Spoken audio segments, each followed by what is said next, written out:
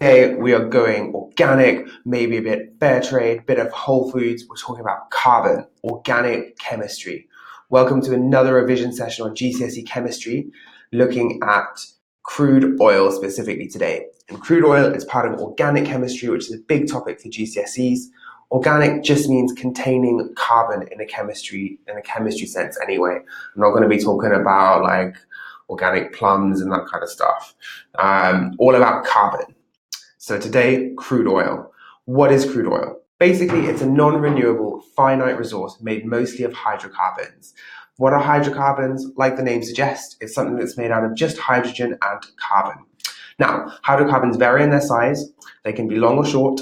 And crude oil is a mixture of different compounds that are not chemically combined. Okay, so they're not bonded together. It's just a mixture of different hydrocarbons. And crude oil, where is it found? We find it in rocks, and we use it to produce fuels and other important chemicals. And it's formed, interestingly, from the fossilized remains of ancient plankton. Interesting, cool, right? Like these little, cute little plankton amoeba things.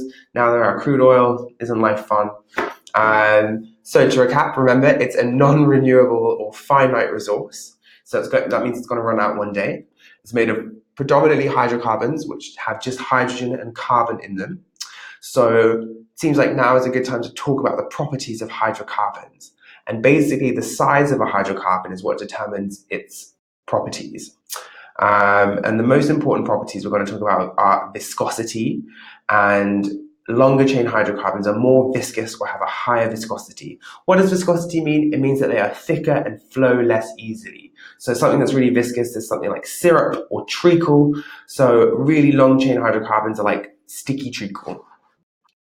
Another important factor is the boiling point.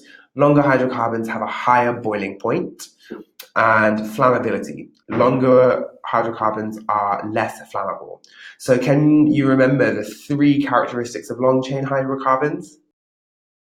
They have high boiling points, high viscosity, and they are less flammable. Okay, three really important factors to remember for long chain hydrocarbons. Now, let's talk about the uses of crude oil. So if we remember, it's found in rocks, and the main thing we use it for are fuels and for tarmac as well. So anything like a lot of road-related items, tarmac and fuels. Now, tarmac's quite sticky or viscous, so do you think it uses long or short hydrocarbons? It's going to use long hydrocarbons, because remember, they are high viscosity, higher boiling point, and also less flammable. We don't want tarmac to be burning, do we? And remember, we find crude oil in rocks, not the sea, not soil, not tree roots. So crude oil, just to recap, non-renewable resource made from the fossilized remains of ancient plankton. Mixture of a lot of different compounds, but it's mainly hydrocarbons. And hydrocarbons, they're just made up of hydrogen and carbon. And one more time, the three important characteristics of long chain hydrocarbons: high boiling point, high viscosity, and less flammable. Okay, so that concludes this session on crude oil. I hope it was useful. I'm going to be going over a lot of organic chemistry in future episodes, so make sure you check them out. Let me know how you found this one below, and I'll catch you on the next one.